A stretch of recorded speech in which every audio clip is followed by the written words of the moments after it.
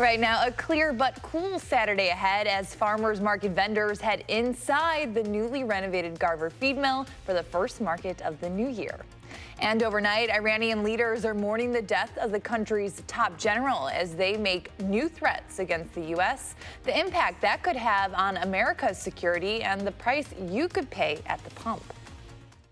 From the Channel3000.com Alert Center, this is News 3 Now this morning. Good morning and thanks for starting your day with us here on News 3 Now. It is Saturday, January 4th. Dana, can you believe that? We've already started progressing through January. Here in no time, we're going to start talking about February and things speeding up a little too much. Yes, but you know, I will say in terms of January weather, it hasn't been that bad. It has been wonderful outside. We've had a few really, really mild days. Of course, New Year's Day started off really nice. And we're looking at another really great day for your Saturday. In fact, temperatures are going to be above average again. Plan on a very pleasant afternoon. There will be a small chance for a few flurries tonight into early Sunday, but again, just flurries, nothing that should impact your weekend at all if you have any travel plans. And then looking ahead to Sunday afternoon, believe it or not, it's going to be even milder outside for the second half of the weekend. So we're in a really nice stretch for the first full weekend of 2020. Sunrise is still a little bit away, so we still have that dark sky right now. Clouds still hanging on, but they're going to break apart, and that's going to give us a partly sunny sky for the afternoon. Currently sitting at 31 with a small breeze, so the wind chill is just a little lower than our actual temperatures. Through the next few hours, we're in the 20s, and then those temperatures climbing right on up into the mid-30s for afternoon highs. We'll take a closer look, of course, at that mild Sunday and whether or not, question mark, there's any snow chances ahead for the next 10 days. I mean, yeah, we haven't seen a lot of snow, that much cold. It's been really interesting. We started the season off, of course, in October, well above average with the snow. And now it's just been a bit of a dry stalemate there with the snow coming through. I'll take it. I know Chris, who's normally here, is obsessed with the snow. I'm more like this kind of weather is my speed. I'm here for winter. I need my snow, especially for just like the winter activities and actually getting outside for the snow. All right, well, good points. Thank you, Dana. We begin in Iran, where the country's President Hassan Rouhani visited the house of General Soleimani to pay his respects to the family of the prominent general killed by a U.S. airstrike in Iraq.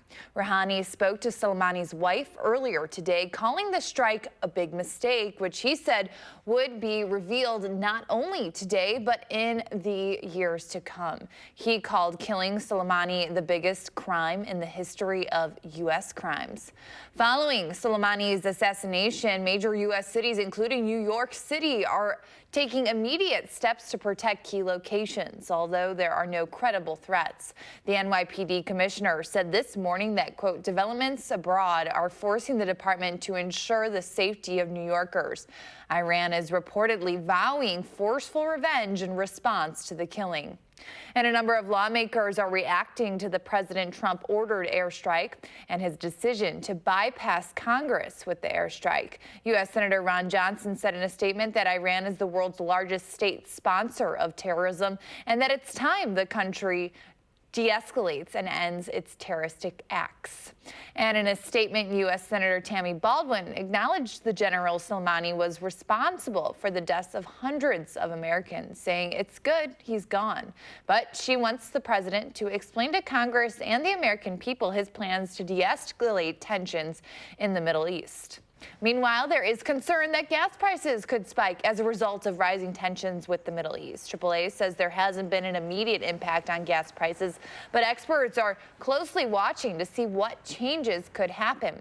Right now, the price of crude oil is up within the global markets. Nick Jerooms of AAA says that increase won't trickle down to Wisconsin drivers unless oil prices stay up for about a week. If the situation escalates to the point where it does begin to actually impact oil production or distribution, getting the oil out of the Straits of Hormuz into other areas of the world that need it, remains to be seen.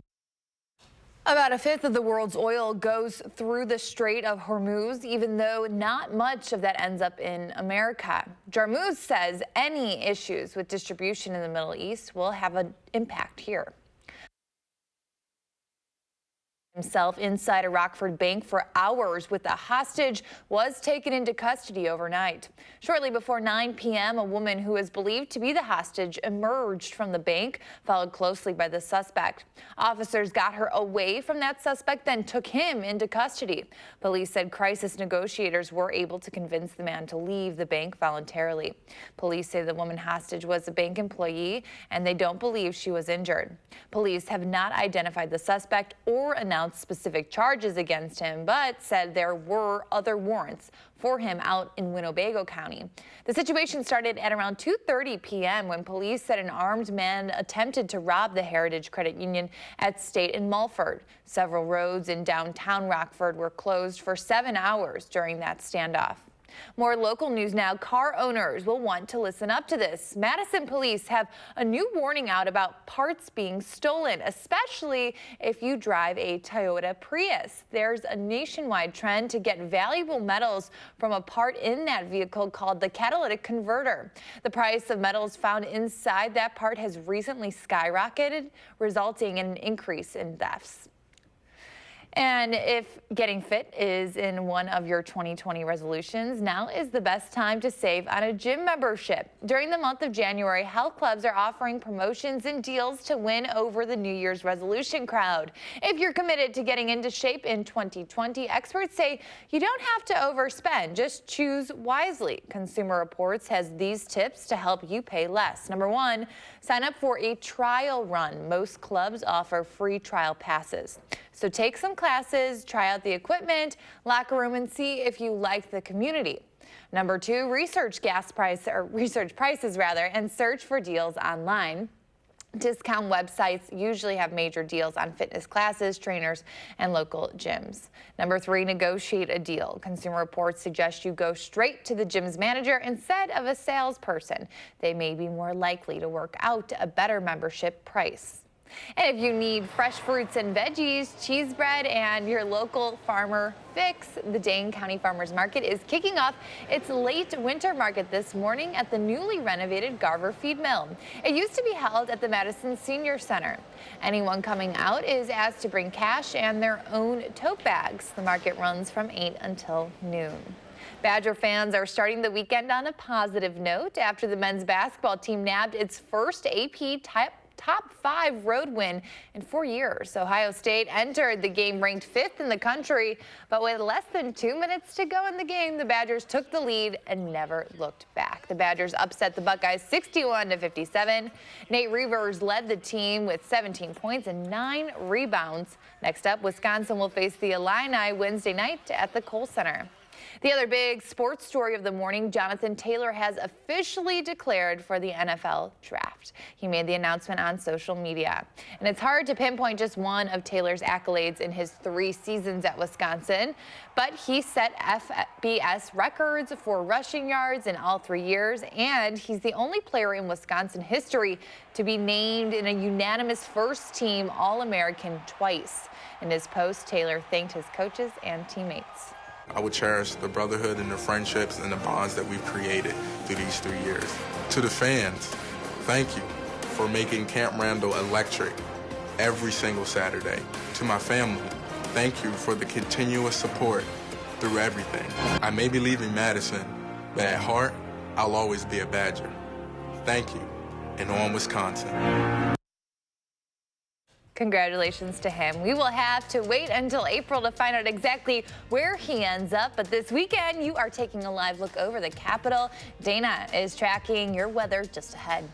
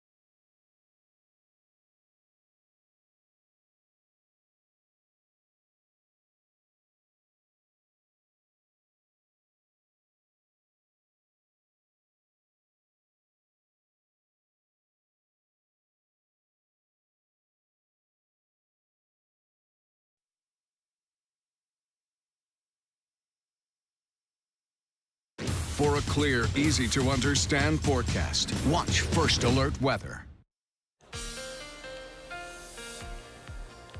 Good morning. It is a great Saturday already. It's not too chilly outside to start off the day. And as we look ahead to this afternoon, plan on some really pleasant temperatures settling on in. So if you have any outdoor plans, you should be all good to go. If you're trying to get the jog in today, I know may have had a little too many calories over the holidays. I'm definitely on that team. So jog in for this afternoon. But if you're heading out this morning, things look pretty good outside. You'll definitely want to make sure you have something reflective on if you're out early or late. But in this afternoon, we'll have partly sunny skies and temperatures will be in a really comfortable spot. Not just for the run, but also if you're trying to get out for the pet walk later on. Our Doppler radar is nice and quiet. We do have a few clouds still hanging on, so our temperatures haven't really dropped much overnight. But again, by this afternoon, we get partly sunny skies building back on in. So here's a look at our future track throughout the rest of the day. In the next few hours, we'll start to get the clouds to break on up. We get the sun coming on through, and that's going to lead to a really pleasant afternoon. High temperatures will be in the middle 30s around Madison. That's a little bit above average. We should be in the upper 20s for this time of year. Heading into Sunday morning, there is going to be a small chance for some flurries, mainly north of Madison. This is a look at 8 o'clock in the morning on Sunday. We start off mostly cloudy throughout southern Wisconsin, but that flurry chance starts to sweep on through early in the morning. It's out of here before noon. We aren't going to see much accumulation at all with that, just a little bit of snow. For Sunday afternoon, even more mild. High temperatures will be in the 40s with a small breeze from the west-northwest. And we get the sunshine back again. With the sun, it doesn't feel too bad outside in the 40s, even with that breeze factored in. By Monday morning, if you're getting ready to head back to work early in the day, temperatures will be in the 20s early on. But otherwise, we're looking still above average even into the start of next week. We're at 31 right now, Madison. Again, with that cloud coverage, we just didn't really fall much for our overnight lows. The breeze right now at about 6 miles per hour. So it feels just a smidge cooler than our actual temperatures, but not a big drop with that wind chill to factor on in. Temperatures this afternoon in the mid 30s, partly sunny sky, and just a really pleasant Saturday. The first half of the weekend pleasant, and the second half of the weekend even more mild. For Sunday, we'll see high temperatures near 40 degrees. Our skies will steadily become partly sunny in the afternoon with a small chance for some flurries early. Monday, plan on those high temperatures in the upper 30s. Again, a partly sunny sky. And as we look ahead through the work week, only a few chances for a little moisture coming in. Some scattered flurries possible on Tuesday. Again, not expecting much accumulation along with that. We stay above average into Wednesday. Thursday, another day with temperatures in the 40s. Since we will be above freezing, that event does look like a rain event. It may mix with some snow at night, but the bulk of that moisture coming through as just rain. And already looking ahead to next weekend, then we're expecting some sunshine for both Saturday and Sunday, next Saturday and Sunday. So a really mild start to 2020, and it does seem likely, again, stretching through basically that entire 10-day forecast. We aren't expecting any major systems to come on in, Keeley, and that just means any outdoor plans, you should be good to go. The winter weather is plain nice right now. It is so nice, and you make such a good point about people wanting to get rid of some of those calories they may have consumed over the holidays, and it's great that they get to do that by exercising, hopefully outdoors. Hopefully outdoors. I know the gym, of course, is always busy for the start of January. That's always the running joke, and it has been busy. I'm at the Princeton Club. It's super busy there, but it's also been great to see so many people being able to take advantage of being outside. Yes, thank you so much, Shayna. Well, if you do have any outdoor plans this weekend, this is your reminder to download our Channel 3000 Weather and Traffic app. You'll be the first to know when weather that will affect your day is headed our way with the most up-to-date and accurate weather conditions. You can get it for free in your app store. Right now, the FDA is taking unprecedented action to try and stop the teen vaping epidemic. The Trump administration announced a ban on fruit, mint, and dessert-flavored e-cigarette cartridges that all manufacturers will have to follow within the next 30 days. The ban will not include the sale of menthol or tobacco flavors. Matt Myers heads the campaign for tobacco-free kids. He says banning flavors is good, but leaving menthol and tobacco vaping products on the market is still dangerous. His group says 1/3 of all e-cigarette users in the U.S. are middle and high school students, and 97% of kids use flavored pods. Menthol cigarettes are used by more than half of all kids as a starter product. We're going to protect our families, we're going to protect our children, and we're going to protect the industry.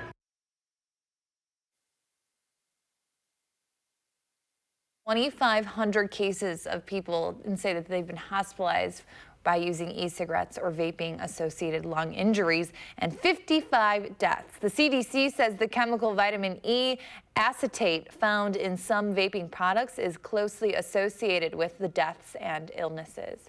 Time right now, 5:16, and the race to the Oscars begins this weekend. We have a preview of who could take home top honors. And our Will Loper is sharing some films and shows that have already won and some that may never win, but he just likes anyway. Trending news is just ahead on News 3 Now this morning, Saturday.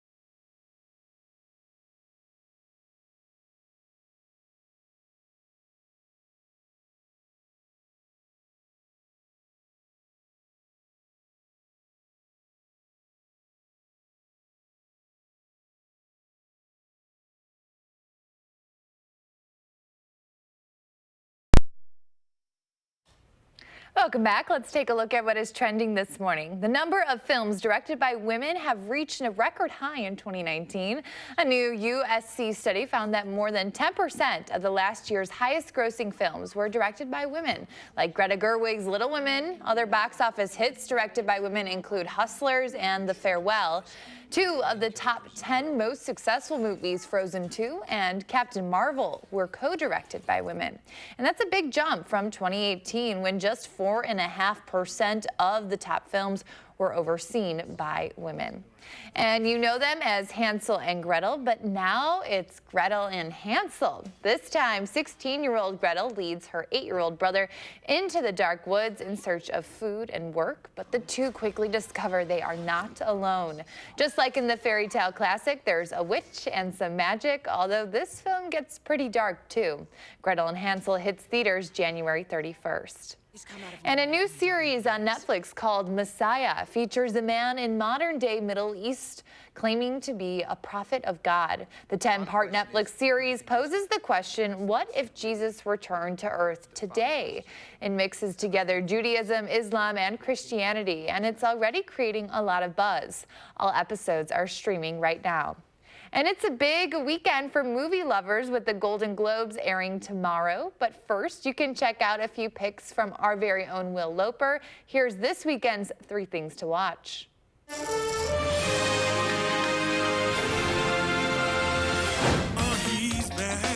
What you do to your hair? You look like a pimp. It's all pretend. I just created a character. Prepare for the Golden Globes Sunday by watching one of the films up for Best Comedy Picture and Best Comedy Actor. Dolomite Is My Name, streaming on Netflix now. All my life, people been telling me no. Rudy, sometimes our dreams just don't come true. A man slammed a door in my face. I just found another door. I want the world to know I exist. Eddie Murphy stars as Rudy Ray Moore in the true-life story of a man trying to make his mark in the world. So he uses every ounce of his charisma and determination to make a movie. In storytelling, it's always best to write what you know. Ain't nothing to talk about in my personal life. I deal with the nightlife, club owners and mobsters and lots of pimps and kung fu. Do you know karate? No, but I'm a fast learner. I can learn how to chop me a motherfucker. Action. Dolomite Is My Name is available to stream on Netflix now.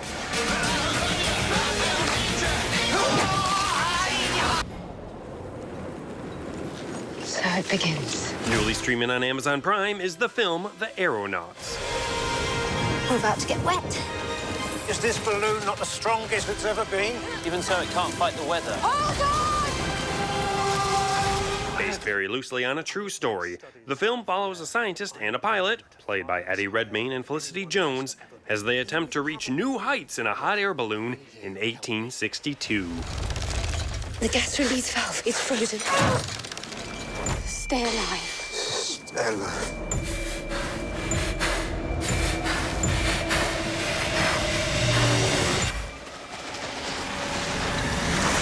The Aeronauts is available to stream on Amazon Prime now.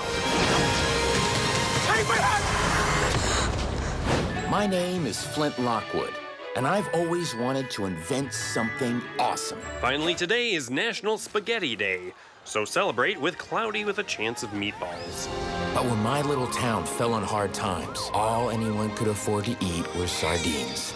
And because sardines are super gross, this was my chance to show everyone what I was made of. Conversion of water into food. After his invention goes terribly wrong, Flint Lockwood must find out how to stop gigantic food from falling from the sky and burying him and the rest of the island residents. The machine has a mind of its own. We are about to be in the epicenter of a perfect food storm. No school! I've got to stop the machine. The fate of the world depends on me. No big deal. Cloudy with a Chance of Meatballs is available to rent or buy everywhere now. Happy watching. Those are the 3 things you need to watch, and this is Will Loper for News 3 Now this morning. And as we mentioned, the race to the Oscars begins this weekend with the Golden Globes. Streaming services dominated this year's nominations, with Netflix bringing in a whopping 34 across film and TV categories. Netflix originals The Two Popes, The Irishman, and Marriage Story each received a nomination in the Best Drama category at the Globes. They're also strong contenders for Best Picture at the Academy Awards next month. When it comes to the acting categories, history could be made this weekend. Awkwafina is the projected frontrunner for the Best Picture or Best Actress in a Musical or Comedy Picture for her role in The Farewell. If she wins, she will be the first Asian woman to do so. There's much more ahead on News 3 Now. Next, we are running through the morning's very top stories. Plus, politics and food may not mix at the dinner table during the holidays, but that's certainly not the case on the campaign trail. We're digging into the important role food is playing in this year's race. We'll be right back.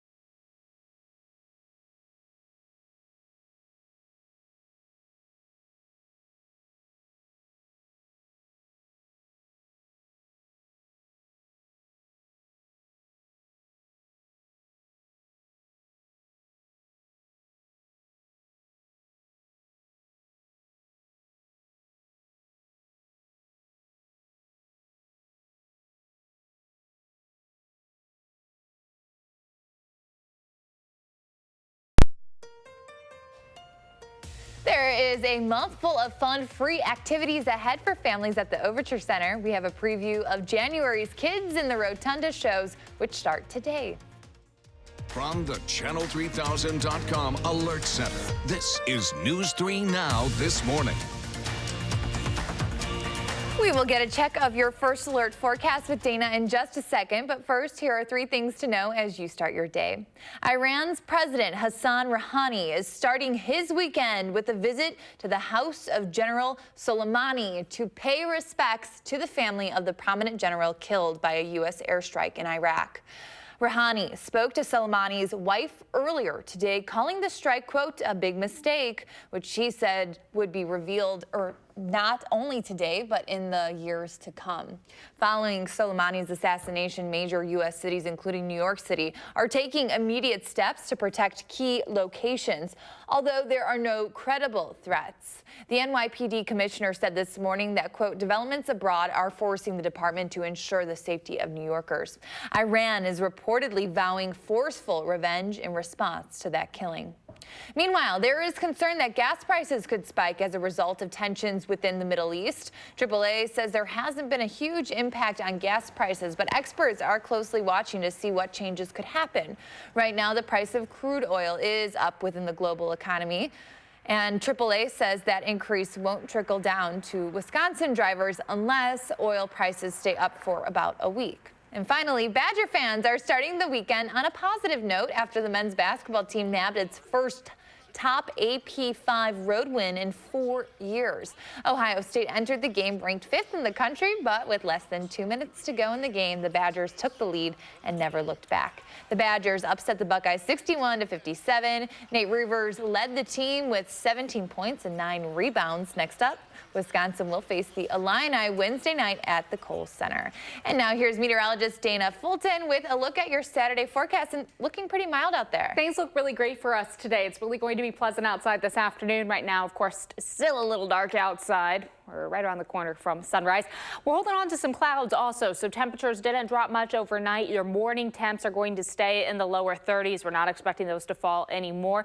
With a small breeze from the north-northwest, it feels closer to the upper 20s right now, not quite at 31 for our wind chills currently. As far as the rest of the day is concerned, it's going to be very pleasant outside this afternoon. Partly sunny skies with temps staying above average.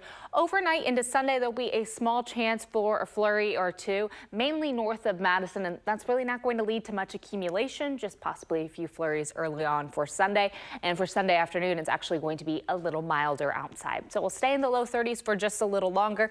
Notice we don't increase much. We've got to get rid of that cloud coverage first, and then high temperatures later in the day will be in the mid 30s. A really nice, calm day for our first weekend of 2020. As far as the roads are concerned right now, this is a live look at the Beltline and Park Street. Barely a car on the road. We don't have any accidents currently, and things should actually be pretty smooth if you're getting ready to head out the door to start your Saturday off just a little early on. That's a quick look at traffic.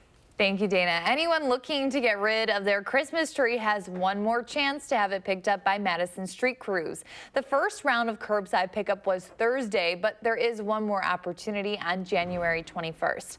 To make sure your tree gets picked up, you must remove all decorations and place it on the terrace or road edge. And politics and food may not really mix at the dinner table, but during the holidays, that's certainly not the case during campaign trails. Less than 1 month away from the first votes of 2020 being cast in Iowa, one thing we've noticed out on the trail is that food is one of the ways candidates draw voters in, by appearing at events where food is the main attraction or by serving it up themselves. Ed O'Keefe reports. In South Carolina, it's fish. In Iowa, it's steak or corn dogs. In New Hampshire, they serve up politics and eggs. The candidate speaks and then signs wooden eggs. Anywhere you go with the candidates, there's cameras and catering. Throw me some more seasoning, would you? It helps draw a crowd, fuels the campaign, and offers the candidate a chance to connect with people. Let's not flounder. Let's get out there and kick some bass. The big thing with food is the idea that it tells us important things about who you are. Emily Contois is a food and media scholar at the University of Tulsa who studies the intersection of food and politics. With a presidential candidate, the hope is that by getting to eat with this person or seeing them eat a food from your local area, that you get a better sense of who they are as a person. But sometimes watching a politician eat can leave a bad taste in the mouths of voters. Remember when Gerald Ford ate a tamale without removing the husk? Or when George H.W. Bush said he didn't like broccoli? And I haven't liked it since I was a little kid. And I'm president of the United States. And I'm not going to eat any more broccoli. Or that time Gary Bauer fell off a New Hampshire stage while flipping pancakes. When John Kerry ordered Swiss cheese on his Philly cheesesteak, the city of brotherly love loathed him. And recently, Pete Buttigieg got fried online for slicing a cinnamon roll and eating it like a chicken wing. My hope is that instead of us harping on candidates when they make these mistakes, is that we encourage them to ask questions, right? When you go into a restaurant that you've never been to before, to say, I haven't had this, but I'm so excited to try it. Over the summer, we stopped in Columbia, South Carolina at the world-famous Clyburn Fish Fry, hosted by House Majority Whip Jim Clyburn. It was his largest ever. More than 4,400 fish sandwiches served for thousands of voters there to see nearly 24 candidates. Here we go. Moment of truth. That is good. Did you pass your test? Oh, of course you did. In Iowa, the state fair is a must-stop for any presidential contender. There's corn dogs to eat, pork chops to flip, and ice cream to lick. In September, candidates headed back to Iowa for a local Democratic steak fry. And this weekend, you're catering for 10,000 attendees at the Polk County Democratic Steak Fry. How many of these steak fries have you been to through the years? Oh, I don't know, a bunch. While voters eat, candidates flip steaks and buy the beer and try to prove they've got what it takes. Are the crowds coming for the politicians or are they coming for the food? I think the politicians are like a la mode. Little food joke. Senator Amy Klobuchar thinks that catching up with voters over a meal is essential for any politician. They may do it over a root beer float or over a Tiny Tim donut, but they talk to you. And that's what you want to have as a politician. You don't want to become so insulated that the only people you hear from are on Twitter feed. And that's why I think it's so important to go to things like state fairs and eat the food with the people. January is the start of a new decade and a new year. So if you're looking for a great way to kick it all off, you can head over to the Overture. Mary Rose Eckberg is back in studio this morning with a very jam-packed lineup. Good morning. Thank you for having me back. So you said that you have a lot to run through. So let's start right now. Yeah, so this month in January, we're starting off after the new year with Truly Remarkable Loon, who will be teaching audiences about the laws of gravity in his fun-filled juggling and comedy show. After that, the audience is invited to check out our indoor playground, which is courtesy of MSCR's Fit to Go program. And then next week on January 11th, we will be presenting Monkey Business Institute in the Rotunda, which is a huge local favorite. That's an improv comedy show. So the fun thing about improv is that every show is different. So if you want to come back for multiples, you are always welcome to. And there's going to be lots of chances to get on stage at that show. After that performance, the audience can check out free family yoga, courtesy of Little Ohm, Big Ohm. Those are 30-minute sessions between the shows. And then the following week, we have visiting artist Daniel Barish, who's coming all the way from California to be with us. And he will be presenting a participatory shadow puppetry show. And this is a show that we have not had in several years. So it's really exciting to have him back. And after that show, the audience can go across the street to Madison Public Library for art activities. And we're going to close out January with all this stuff going on with our annual Silly Sing-Along with David Landau on Saturday, the 25th. So many fun things, and you're right, that is a long list. And I mean, January can be kind of one of those months where you're stuck inside a lot, maybe a little stir crazy. Was it strategic for you guys to really have a jam-packed schedule? Yeah, I try to do as much as I can in January because I know if the weather is bad, people are looking for stuff to do indoors. And the audience is always invited to come early. We do have a little library in the room, courtesy of Reach a Child. They provide all these books for us. We just restocked it, so there's a ton of new stuff in there. So the audience can check that out if they want to get there early and let the kids run around and read before the show. That's amazing. And are parents very receptive to this? I mean, do these get very busy? Yes. This is the time of year where I expect almost every show to hit capacity, which is 365 people. Wow. So we definitely recommend that you get there early. We open the space 30 minutes before every show. And we are working on some strategies going forward to try to figure out how to help people still see the show if they can't get there. So stay tuned for that. Oh my goodness, so many great things. Thank you so much for joining us. Great tips for parents, great way to get kids outside, or at least outside for a little bit and then back inside for some really great things. Thank you. Thank you. And both kids and adults should be getting ready to laugh and sing along this weekend. An SNL comedian is in town for several shows at the Comedy on State, and local theaters are showcasing some popular bands. Your Weekend 608 is next on News 3 Now this morning.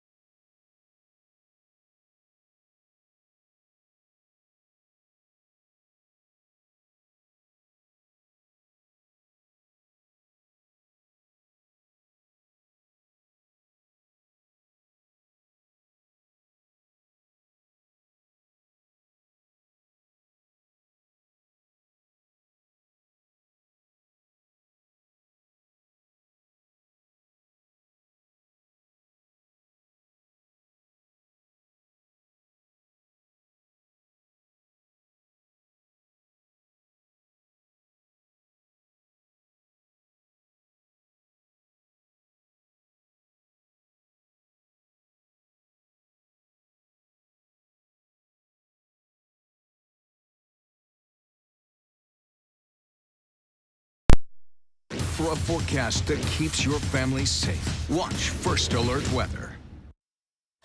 Welcome back. It's the weekend in the 608. And here's a quick look at what's going on with some help from our partners at Madison Magazine. Tonight, the Wisconsin Jazz Fest is back at the Majestic with Paul Dietrich and his big band headlining at 8 o'clock. And the Mead and Metal Fest at Boss Meadery will feature Madison-based and self-proclaimed most metal band on earth, Lords of the Trident. Ooh, music there runs from 6 until 11 p.m. And if you're more in the mood for laughs, head to Comedy on State to see Alex Moffat, a celebrity impressionist and current Saturday Night Live cast member.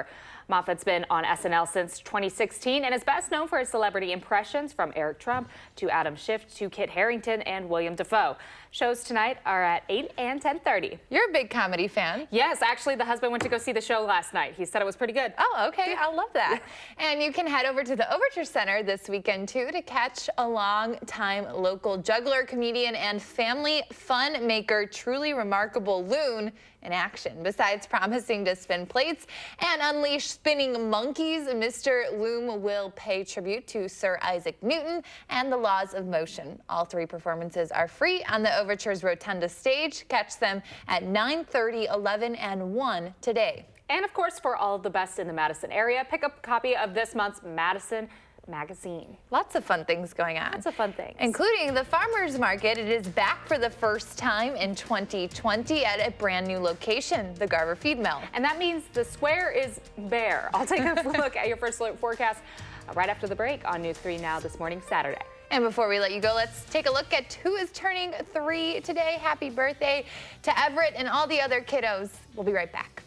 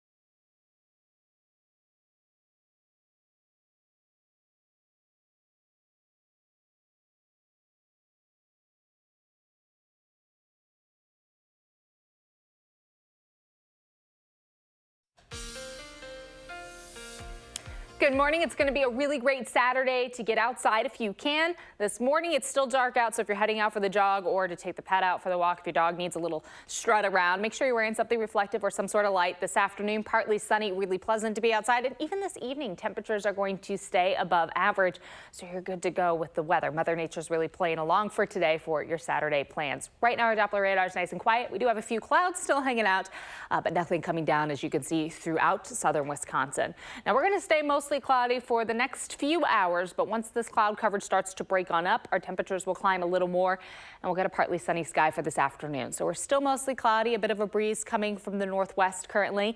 Heading into this afternoon, we're expecting those skies to become a little clearer, partly sunny later today with high temps in the mid to low 30s. It's a little bit above average. We should be in the upper 20s for this time of year, so still very pleasant outside. A light breeze from the west-northwest, and if you'll notice it, but it shouldn't be too much to factor in with the wind chill. Overnight, we're going to become mostly cloudy, and our next chance for some light flurries starts to develop for early Sunday morning. This is 8 o'clock Sunday morning. We're still mostly cloudy. That flurry chance is mainly north of Madison, and we're really not going to see much accumulation with this. You're really going to have to go north of Black River Falls to see anything significant coming down, but it's still going to sweep on through early in the day and bring a few snowflakes around the area. For Sunday afternoon, though, we get that partly sunny sky right on back, and that helps our temperatures climb quite a bit. Later in the day, we'll see high temperatures close to 40 degrees for Sunday, so a really mild afternoon. It's going to be really good for the first full weekend of 2020. By Monday morning, if you're heading out the door early, temps will fall back just a little more to start off your work week. We'll be in the 20s, but otherwise, again, a quiet start to your work week. A really good stretch of weather expected. Right now, we're at 31 in Madison with this cloudy sky. That breeze is at about 6 miles per hour, so wind chill's a little lower than our actual temperatures, but it's not too chilly outside. You don't have to factor in too much of a wind, and we're not really looking at those wind gusts. Wind speeds later today, 8 to 15, and a high temperature of about 34 in Madison with a partly sunny sky. That means it's just going to be pleasant outside for your Saturday. If you're just trying to get outside to get a little exercise in, or if you still need to take down the Christmas decorations, you should be all good to go for both days this weekend. Mid-30s on Saturday. Sunday will be close to 40 degrees for those afternoon highs. Monday, also partly sunny. In fact, we're not looking at a real chance for any more snow to come on in until Tuesday, and even then, it's just some scattered flurries. We won't see much accumulation along with that.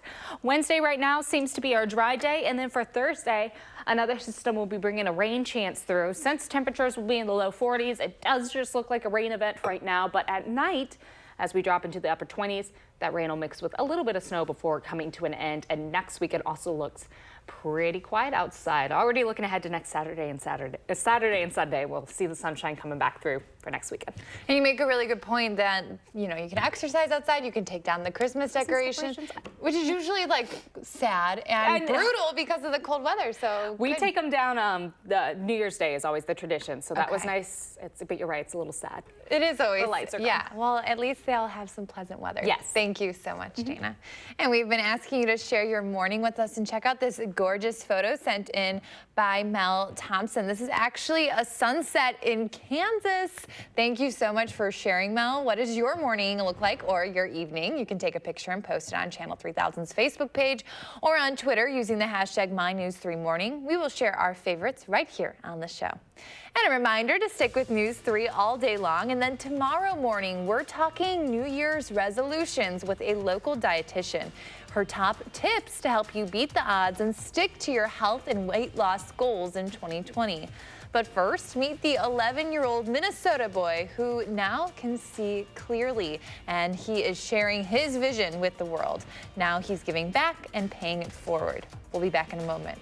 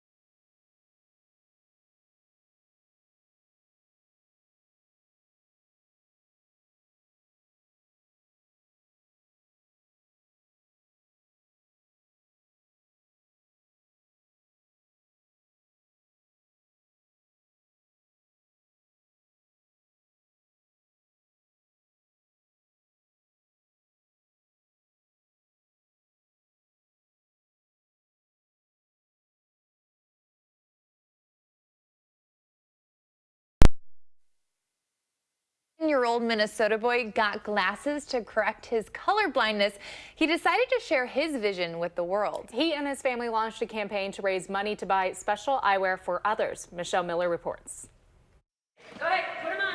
When 11-year-old Tate Remiger slipped on a pair of these special glasses, his reaction said it all. Just everything looks different. The glasses are designed to bring color into a drab world.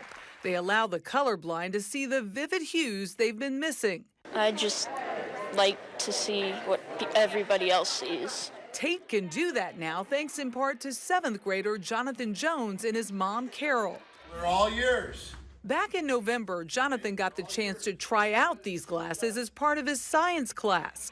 That's awesome. And when the video of his tearful reaction to seeing colors went viral, offers to help started pouring in. So many people, both people we knew and people we'd never heard from in our lives, were reaching out to us and sending me DMs asking to give money towards Jonathan's glasses. Jonathan's family set up a GoFundMe page not to pay for his glasses, but to buy a pair for another child.